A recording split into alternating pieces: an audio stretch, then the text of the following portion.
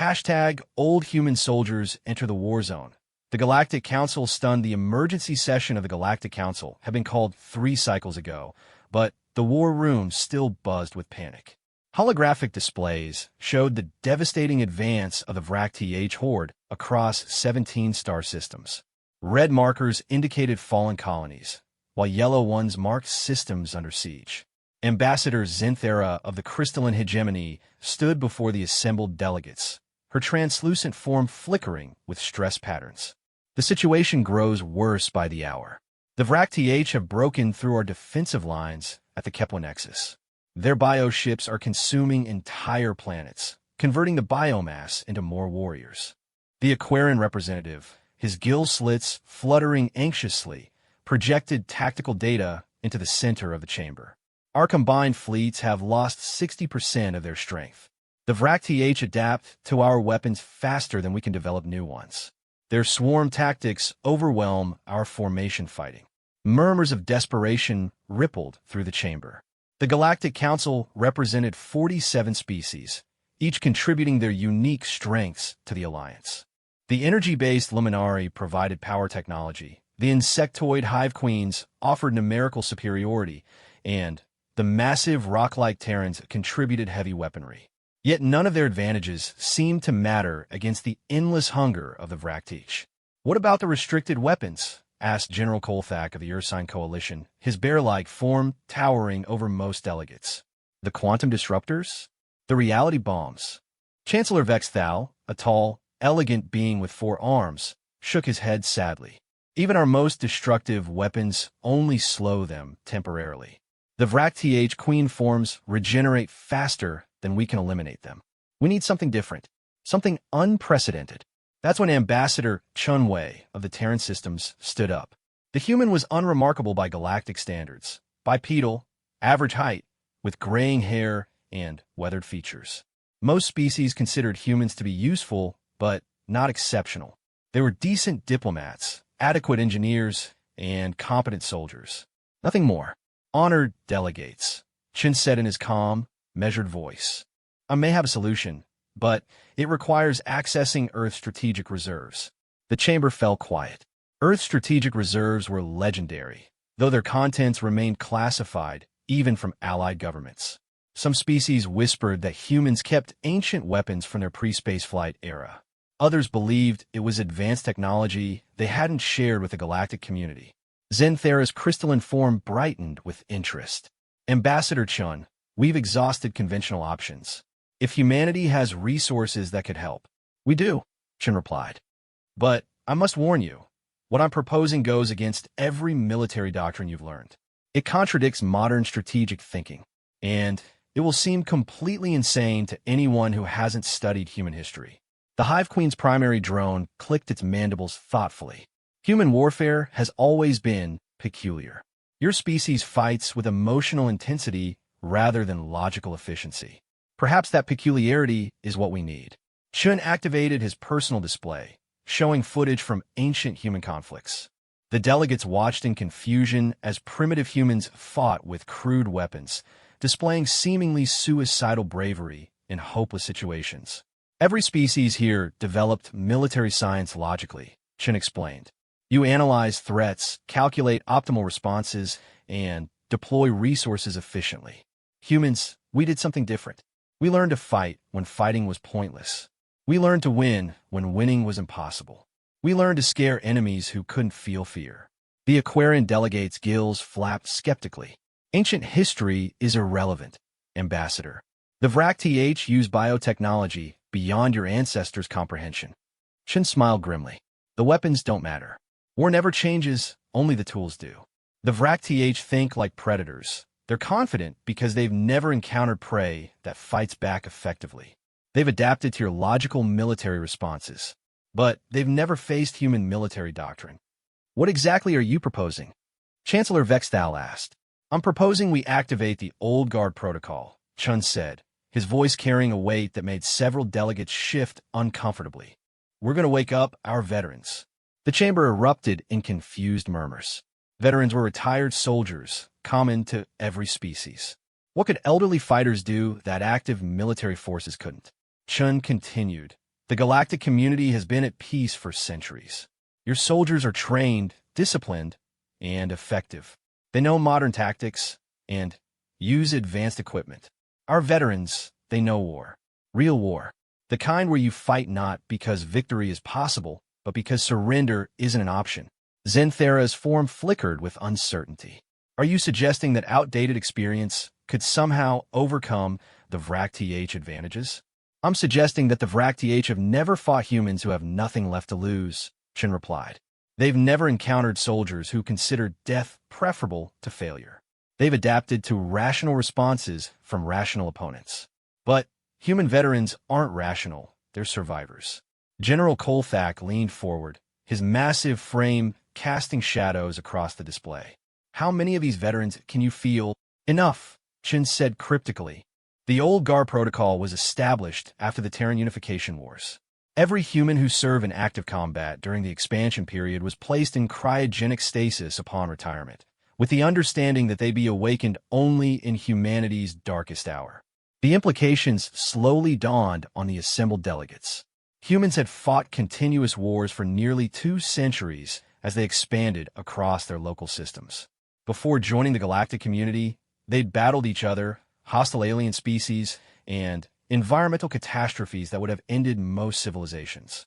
These veterans, the Hive Queen asked, they fought before the Galactic Peace Accords?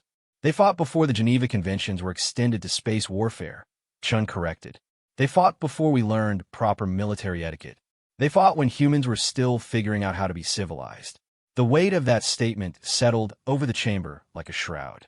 Every species in the galactic community had benefited from centuries of military science and ethical warfare protocols. Human veterans predated those developments. Chancellor Vexthal raised a trembling hand. Ambassador, are you saying these veterans would fight without regard for the conventional rules of engagement? Chen's expression hardened. I'm saying they'll fight to win, regardless of the cost. The Vrak-TH have shown no mercy to civilian populations. Our veterans will respond in kind. They'll use tactics that haven't been seen in the galaxy for 300 years. They'll fight dirty, fight smart, and fight until either they or the Vrak-TH are extinct. The chamber fell silent as delegates processed this information. Modern warfare was conducted between professional militaries using established protocols.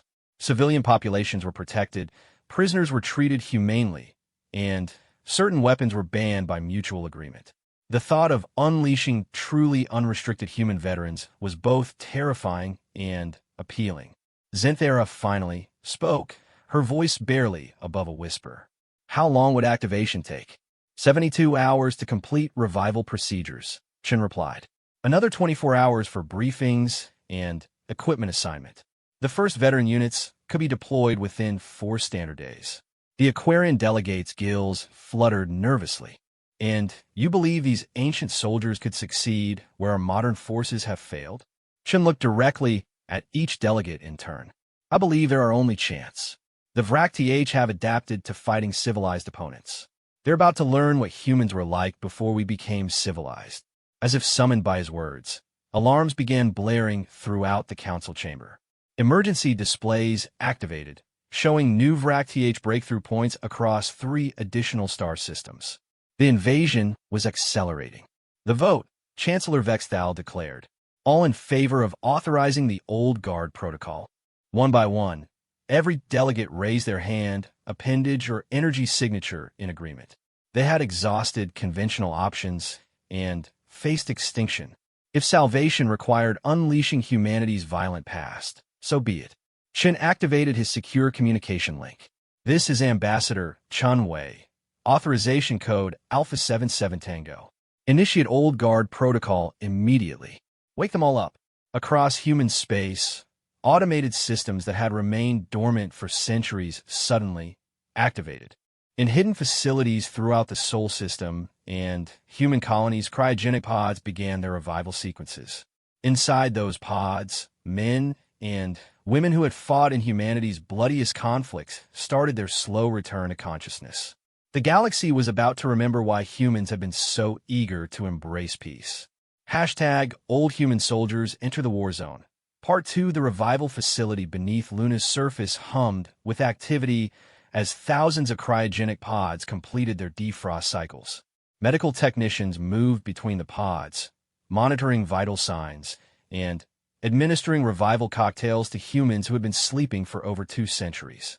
Dr. Sarah Martinez, the facility's chief medical officer, watched the displays with growing amazement.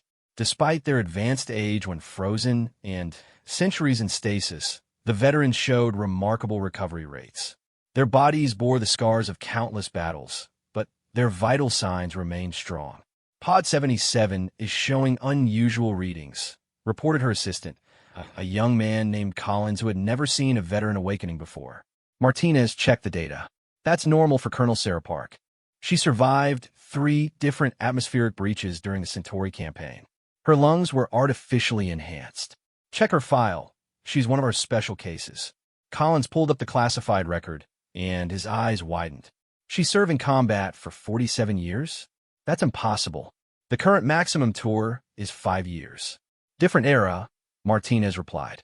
Back then, humans fought until they died, retired, or became too injured to continue. Colonel Park chose option 3 after the Zen-3 incident. She lost her left arm, both legs below the knee, and suffered severe radiation exposure. She kept fighting for 6 more months before accepting medical discharge. The pod hissed open, releasing a cloud of preservative gas. Inside, an elderly woman with short gray hair and prosthetic limbs opened her eyes for the first time in 250 years. Her gaze immediately swept the room, cataloging exits, potential weapons, and threat assessments. Medical facility, Park said, her voice raspy but alert. Luna Gravity. Current date, October 15th, 2387, Martinez replied. You've been in stasis for 251 years, Colonel. The old guard protocol has been activated. Park sat up slowly, flexing her artificial fingers. War. The Vrak-TH Horde. They've overrun 17 systems in the past 3 months. The Galactic Council requested human assistance. A grim smile spread across Park's weathered face. Hostile aliens, then. Good. I was getting tired of fighting other humans. She swung her legs over the edge of the pod, testing her balance. Equipment status? Martinez consulted her tablet. Your personal weapons and armor have been maintained in Storage Vault 7. Modern upgrades have been installed according to your specifications. My specifications? Park looked confused. You left detailed instructions before entering stasis, ma'am. Weapon modifications, tactical preferences, and engagement protocols. All veterans did. Park nodded approvingly. Smart. How many of us are being awakened? 12,733, Martinez replied. Every veteran from the expansion wars, the resource conflicts, and the unification campaign. The colonel's expression grew serious. Martinez, do the aliens understand what they're dealing with? Do they know what humans were like during the expansion era? I don't think so, ma'am. The galactic community has only known us during the peaceful period. They've never seen human total war doctrine. Park stood and began walking toward the equipment lockers, her prosthetics moving with practiced efficiency. They're about to get an education. Where's my staff? Major Chun is in Pod 81, Sergeant Morrison in Pod 95. Your entire command structure is being revived in sequence. As if on cue, another pod opened across the chamber. A massive man with scars covering half his face climbed out, immediately checking his surroundings. Despite his size, he moved with the fluid grace of a trained killer. Gunnery Sergeant Rex Morrison reporting. Colonel, he said, snapping to attention despite wearing only a medical gown. At ease, Gunny. How do you feel? Morrison grinned, revealing teeth that had been replaced with titanium implants after a close-quarters battle on Kepler Station. Like I've been sleeping too long, ma'am. Are we finally getting back to work? Hostile aliens are eating civilian populations and converting them into biological weapons, Park replied.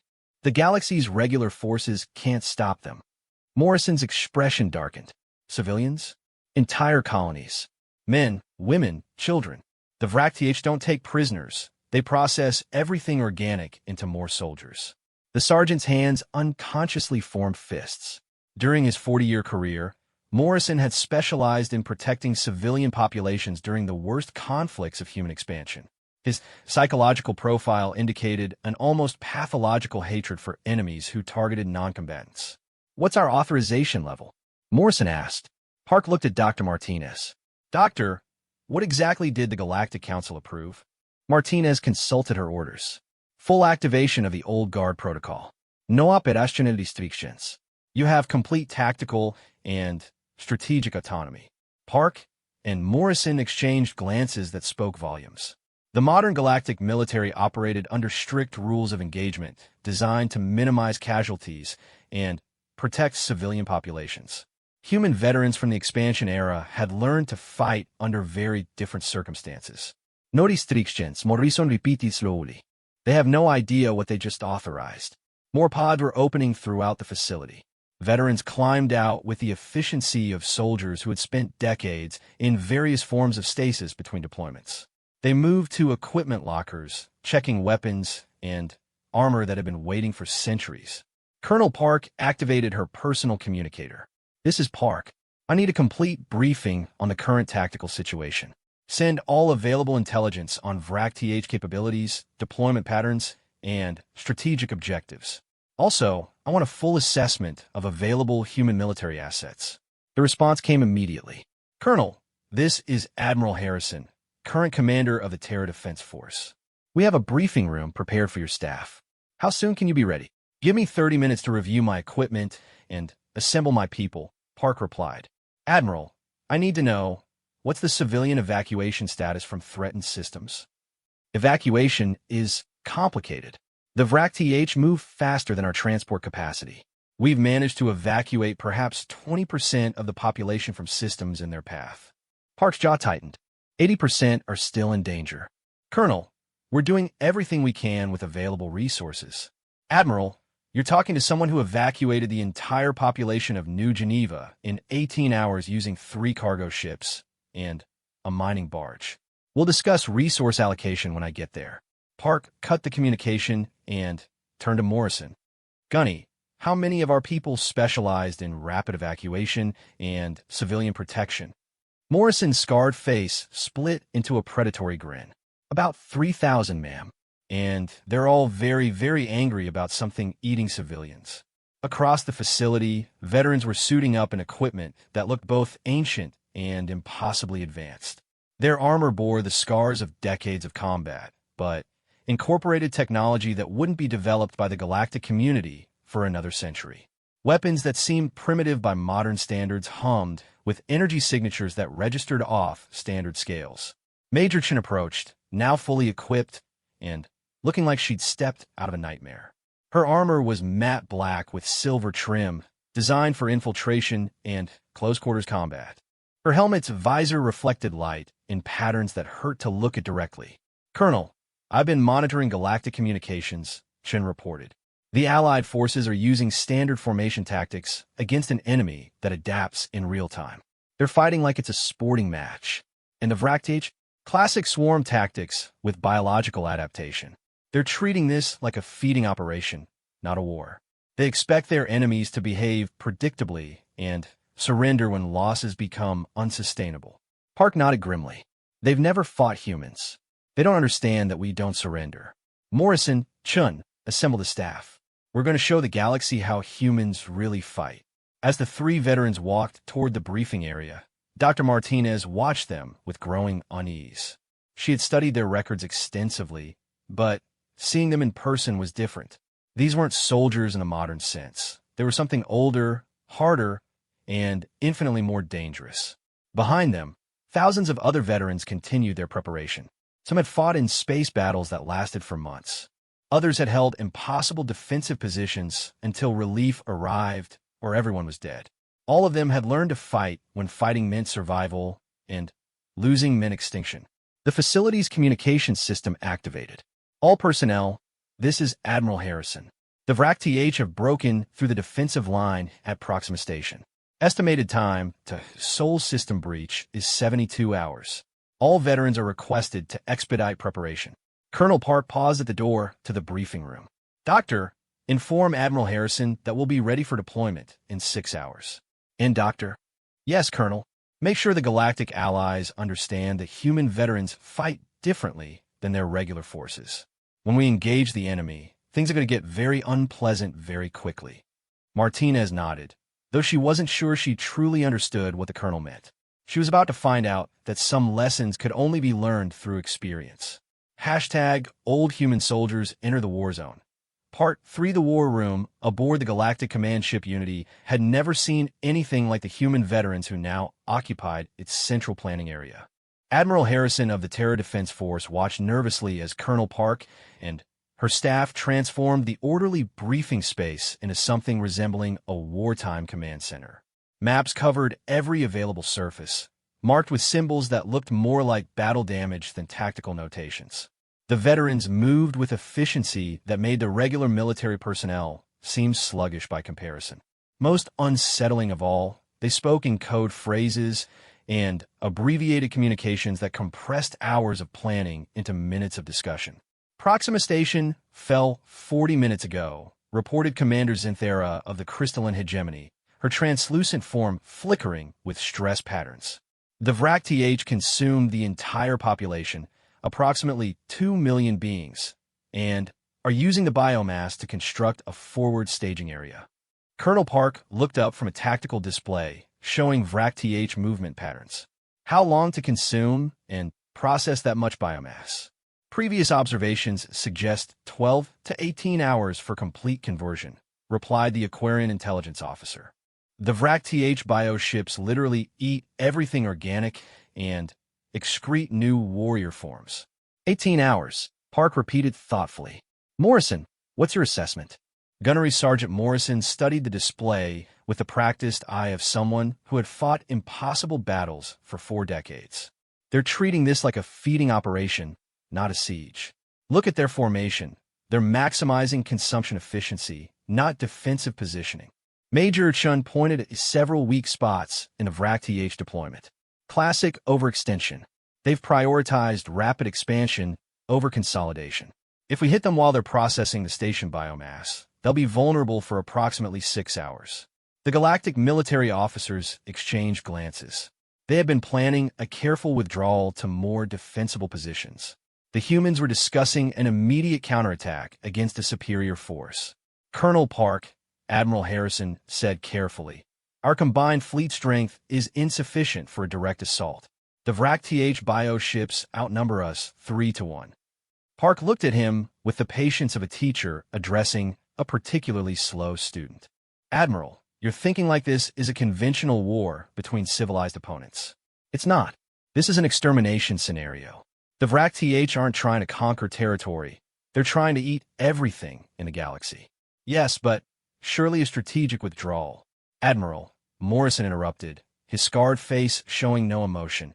"In my 40 years of combat experience, I learned one simple truth. You can't retreat faster than an enemy that's tried to eat you. Eventually, you run out of places to retreat to." Commander Zinthera brightened with curiosity. "What do you recommend?" Colonel Park activated a 3-dimensional tactical display showing the entire local galaxy cluster. "We divide our forces into 3 groups. The first group conducts a direct frontal assault on the Proxima staging area. The second group infiltrates behind enemy lines and begins systematic disruption of their supply chains. The third group evacuates civilian populations from the next 3 systems in the Vrak-TH expansion path." The Galactic officers stared at the display in shock. Park was proposing to split their already inadequate forces into 3 smaller groups and attack an enemy that had overwhelmed their combined strength. "Colonel, that plan is tactically unsound," protested General Kolthak of the Ursine Coalition. "Dividing our forces will make each group too weak to achieve meaningful results." Park smiled grimly. "General, you're applying conventional military thinking to an unconventional situation. Let me explain how humans fight when survival is at stake." She manipulated the display to show historical human conflicts. During the siege of New Singapore, 3,000 human Marines held off an army of 50,000 hostile aliens for 6 months.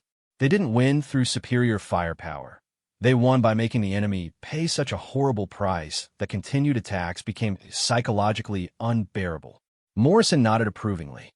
The humans killed over 30,000 enemies and made the survivors so afraid that they refused to continue fighting. The alien leadership had to withdraw because their own troops were deserting.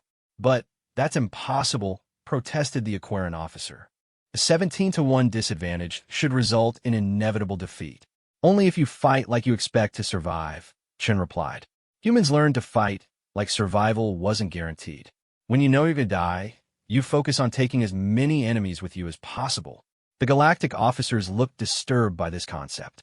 Modern military doctrine emphasized preserving troops and achieving objectives with minimal casualties. The idea of deliberately accepting catastrophic losses to inflict psychological damage was alien to them. Park continued her briefing. The frontal assault group will be led by myself and will consist of 2,000 veterans in heavy assault gear.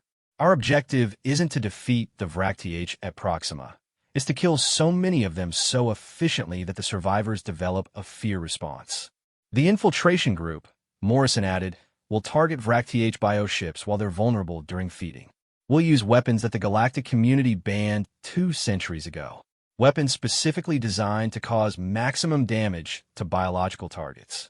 Admiral Harrison looked pale. Colonel, those weapons are prohibited under the Geneva Space Conventions.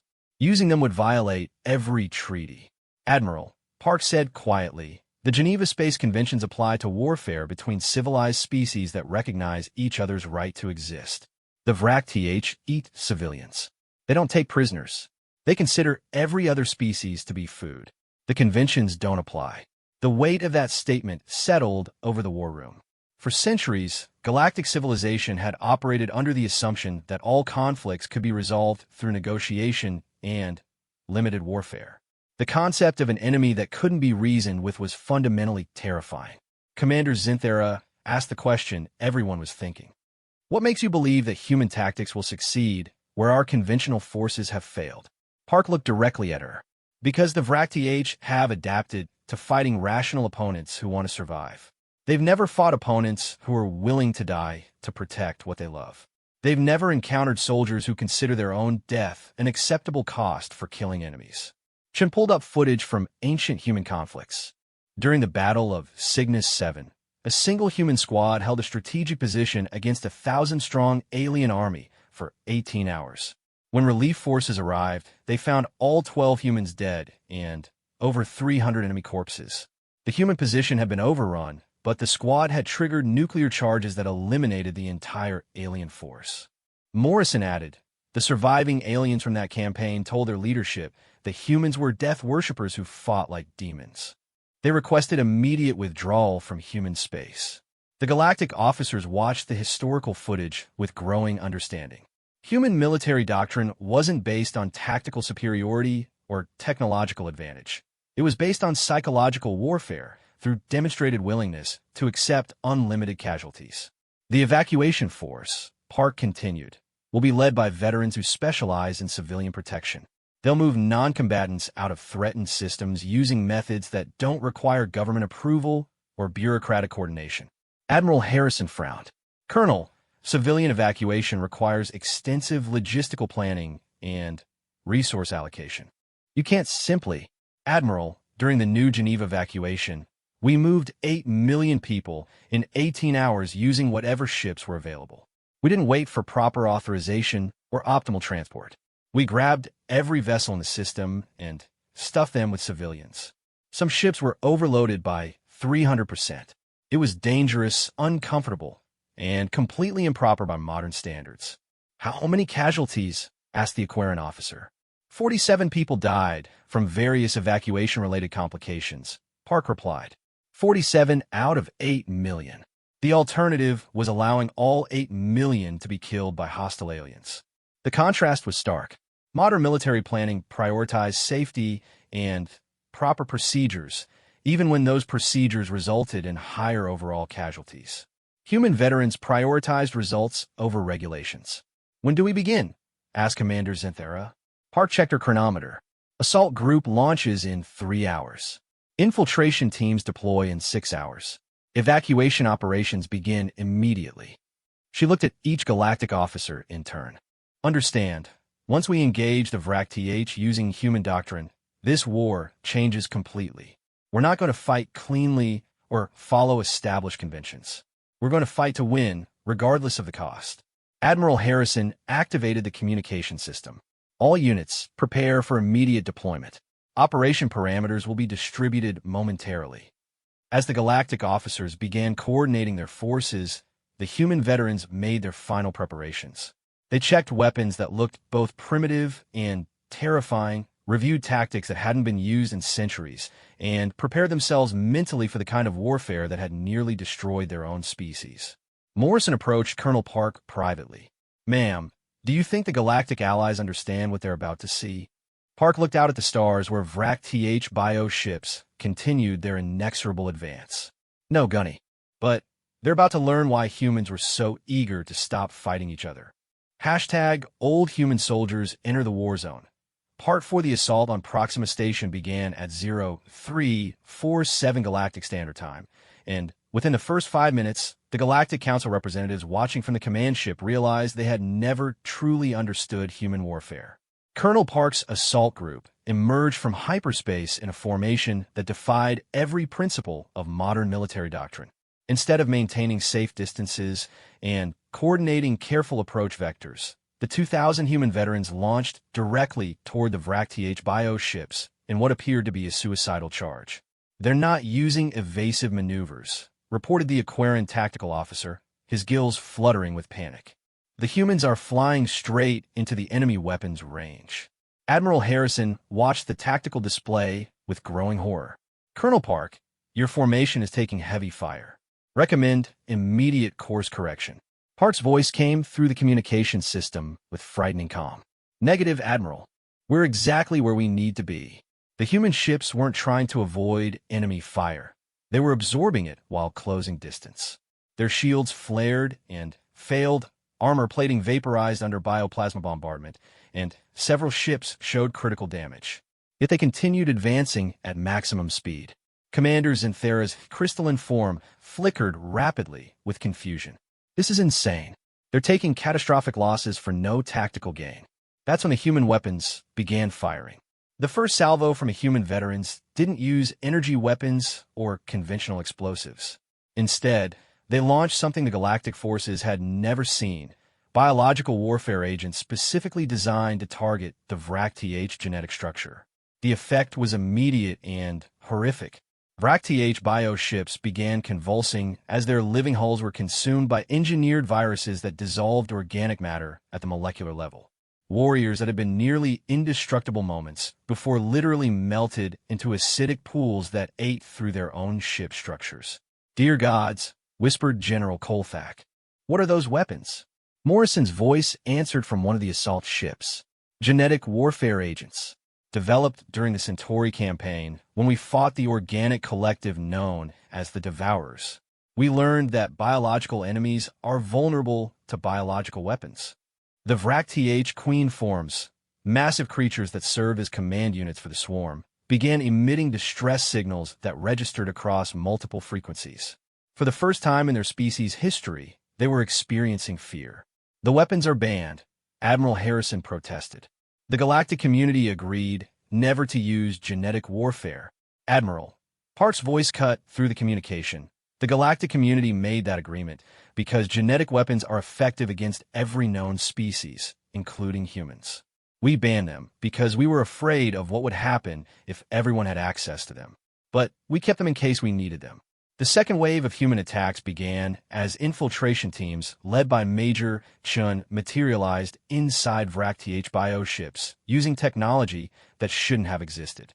They moved through the organic corridors like ghosts, planting devices that turned the ship's own biological systems against them. Chen's team used neural disruptors that made the ships experience excruciating pain, forcing the living vessels to attack each other in desperate attempts to stop the agony. They introduced memory viruses that corrupted the VRAC-TH collective intelligence, making coordination impossible. Most disturbing of all, they deployed empathy inducers that forced the emotionally void VRAC-TH to experience the terror and pain of their victims. "How was this possible?" asked the Hive Queen's primary drone. "Our intelligence indicated that humans abandoned such weapons centuries ago." Major Chen's voice came through her communication unit, speaking between bursts of combat. "We didn't abandon them. We sealed them away. There's a difference between not using something and not having access to it. The battle raged for 6 hours, but not in any way the Galactic observers had expected. The human assault seemed like a massacre for the first hour, with veteran ships being destroyed faster than tactical computers could track. Yet somehow, the humans kept fighting. Ships that should have been disabled continued firing with secondary weapon systems. Soldiers who should have been dead kept fighting with backup equipment. Most incredibly, human units that had been completely destroyed somehow reappeared in different locations, as if death itself couldn't stop their advance. How are they doing this? Admiral Harrison demanded. Our sensors show the same units being destroyed multiple times. Colonel Park's explanation came between weapon salvos. Modern military thinking assumes that when a soldier dies, they stop fighting. Human veterans from the expansion era made different assumptions. We assumed we were going to die, so we prepared for it. Morrison elaborated while his team systematically destroyed a HFY bio ship from the inside. Every veteran carries backup consciousness recordings, cloned bodies, and automated systems that continue fighting even after the original soldier is killed. We don't stop fighting because we die. We stop fighting when the enemy is extinct. The psychological impact on the HFY was devastating. They had evolved as apex predators who crushed resistance through overwhelming force and inevitable victory. The concept of prey that became more dangerous as losses mounted was alien to their understanding. HFY warriors began exhibiting behaviors their species had never displayed: retreat, panic, and desperate attempts at negotiation. Queen forms that had directed the consumption of billions of beings suddenly transmitted surrender offers to any human who would listen. The offers were ignored. "Colonel," Admiral Harrison called, "the enemy is attempting to surrender. Shouldn't we consider?" "Admiral," Park replied coldly, "they didn't accept surrender from the 2 million civilians they consumed at Proxima Station. We're returning the courtesy." The third phase of the operation began as evacuation teams, led by veteran specialists, reached threatened civilian populations. These teams operated with efficiency that bordered on the supernatural, moving entire planetary populations using methods that violated safety regulations and transportation limitations. They commandeered every available vessel, from luxury liners to cargo haulers to private shuttles. They packed ships beyond rated capacity, used military vessels to transport civilians, and ignored governmental protests about proper evacuation procedures. Captain Sarah Rodriguez, leading evacuation operations in the Kepler system, reported her progress with characteristic veteran directness. 2.7 million civilians evacuated from Kepler Prime in 14 hours. Current transport is at 230% capacity, but everyone's alive. The Galactic bureaucrats monitoring the evacuation were horrified. "Captain, those passenger loads violate safety regulations. You're risking catastrophic loss of life." "Sir," Rodriguez replied, "I've calculated the risks. Unsafe evacuation has a 12% casualty rate. Leaving civilians for the HFY has a 100% casualty rate. The math is simple." As reports came in from across the theater of operations, the scope of human veteran capabilities became clear. They weren't just fighting differently, they were fighting as if the normal rules of reality didn't apply to them. Units that had been annihilated continued operating through automated systems. Soldiers who had been killed multiple times kept reappearing with new bodies and perfect memory retention. Weapons that had been banned for centuries emerged from hidden arsenals that governments had forgotten existed. Most disturbing of all, the veterans showed no signs of moral conflict about their methods. They used biological weapons with the same casual efficiency they applied to standard munitions. They ignored enemy surrender attempts with the same determination they showed in combat. They violated every convention of civilized warfare without apparent concern. "How many HFY have been eliminated?" Commander Zinthera asked as the battle reached its climax. Morrison provided the statistics with grim satisfaction. Approximately 60,000 warriors, 12 queen forms, and 37 bio ships. Enemy losses are approaching 90% of forces committed to this system. And human losses? Every unit has been destroyed at least once, Park reported. Current operational strength is holding steady at 95%. The Galactic officers stared at this impossible mathematics. How could forces that had been completely destroyed multiple times maintain nearly full strength? The answer came as they watched human units that had been vaporized by bioplasma weapons suddenly reappear in new ships with identical equipment and perfect tactical coordination. The veterans hadn't just prepared for war. They had prepared for wars that would continue beyond death itself. As the last Vrak-TH bio ship began its death throes, consumed by genetic weapons that turn its own biology against it, Admiral Harrison finally understood what the veterans represented. "They're not soldiers," he said quietly. "There's something else entirely." Colonel Park's voice carried the weight of centuries of human warfare. "No," I admitted. "We're exactly what soldiers become when losing means extinction. The galactic community forgot what that looks like because you've been safe for so long. But humans remember. We always remember. The Battle of Proxima Station was over. For the first time since their expansion began, the Vrak-TH had suffered a complete tactical defeat. But, more importantly, they had experienced something their species had never encountered: genuine terror of their enemies. And the human veterans were just getting started. Hashtag Old Human Soldiers Enter the Warzone. Part 5. The emergency session of the Galactic Council 3 weeks after the Proxima Station battle was unlike any in the Alliance's history. For the first time, species representatives were requesting restrictions on their own allies rather than seeking additional military support. Ambassador Zinthera of the Crystalline Hegemony stood before the assembled delegates, her translucent form showing stress patterns that had become permanent since watching human veterans in combat.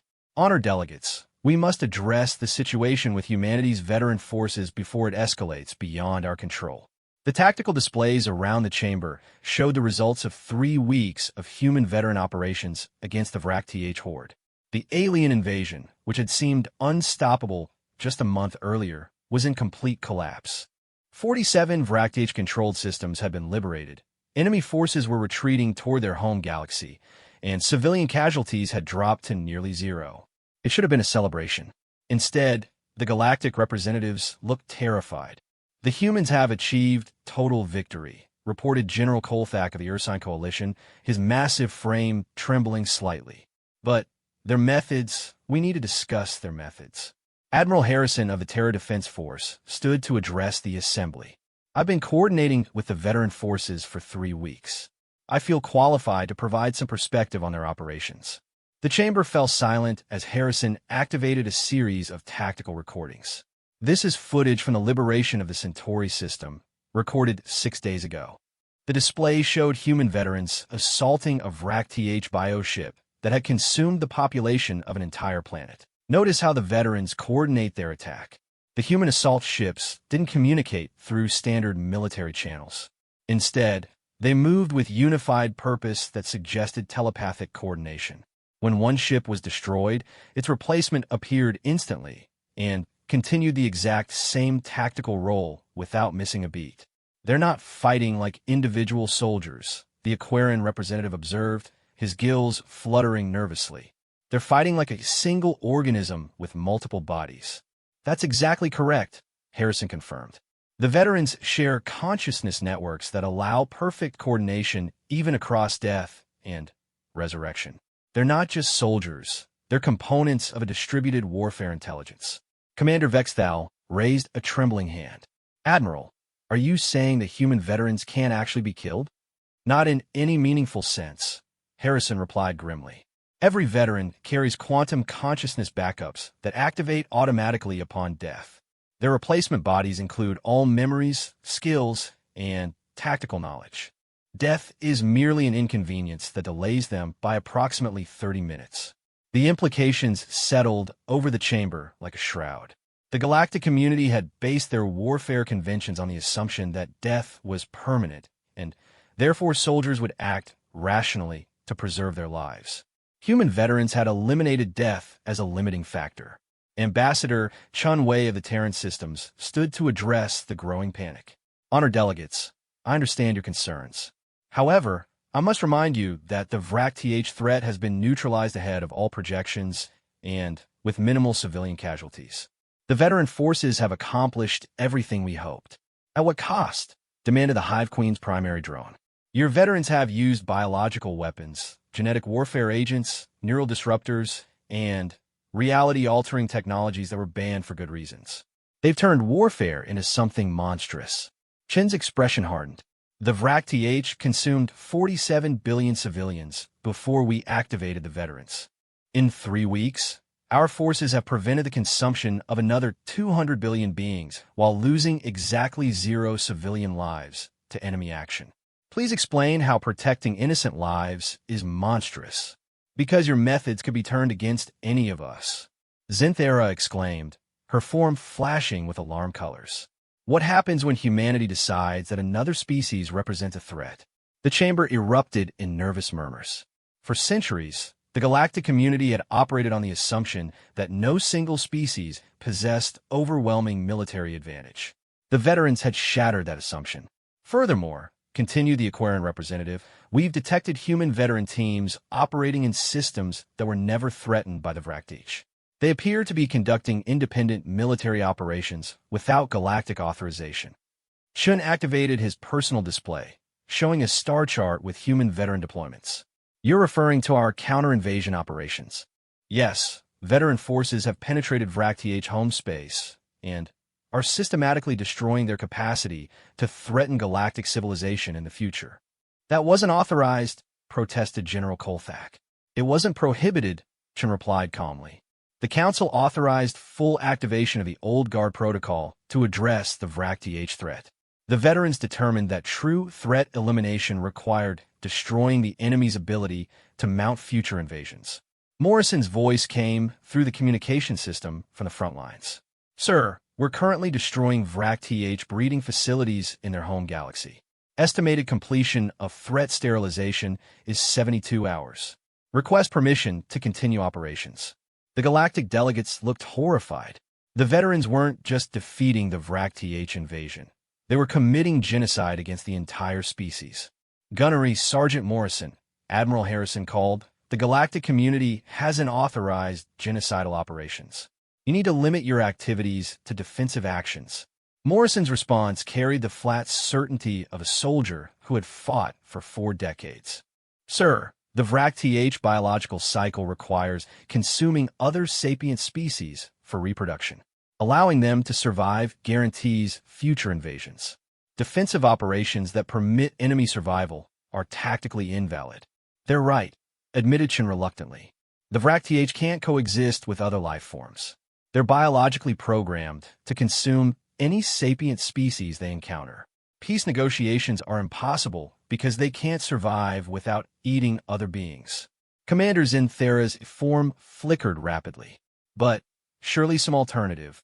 There isn't one. Colonel Park's voice interrupted from the combat zone. We've analyzed their biology, psychology, and culture. The VRAC-TH are an apex predator species that requires sapient prey for basic survival. They can't be reformed, contained, or negotiated with. They can only be eliminated or allowed to eliminate everything else. The stark choice paralyzed the galactic delegates. They had spent centuries building a civilization based on diplomacy, compromise, and peaceful coexistence. The concept of a species that couldn't be reasoned with challenged their fundamental worldview. The question, Chen said quietly, is whether the galactic community can accept the existence of a species that must be extinct for everyone else to survive. And if we can't accept it, asked the Hive Queen. Then, the veterans will make the decision for you, Chen replied. They've analyzed the tactical situation and reached a conclusion that doesn't require your approval. The chamber fell silent as delegates processed this information. The human veterans weren't asking permission to complete their mission. They were informing the galactic community of their intentions as a courtesy. This sets a terrifying precedent, Zinthera said finally. If humans can unilaterally decide that a species represents an existential threat, then other species will need to ensure they don't represent existential threats, Chen finished. The veterans have no interest in conquering or dominating anyone. They simply refuse to allow the existence of enemies that threaten civilian populations. Admiral Harrison accessed real-time reports from the veteran operations. Current status. VRAC-TH military capacity is at 7% of original strength. Their breeding colonies have been sterilized. Estimated species survival time is 18 months with 0 reproduction capability. It's over, Morrison reported with satisfaction. The VRAC-TH are extinct as a military threat. They'll die out naturally within 2 years. The Galactic delegates sat in stunned silence as they absorbed the magnitude of what had occurred. In less than a month, human veterans had not only defeated an invasion that threatened the entire galaxy, but had permanently eliminated the species responsible. "What happens now?" asked Commander Vexthal.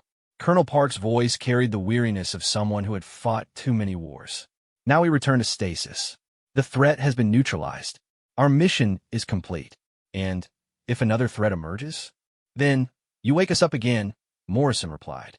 "That's what we're for. That's what we've always been for." Chun addressed the assembly one final time. "Honored delegates, humanity's veterans will return to their storage facilities within 48 hours.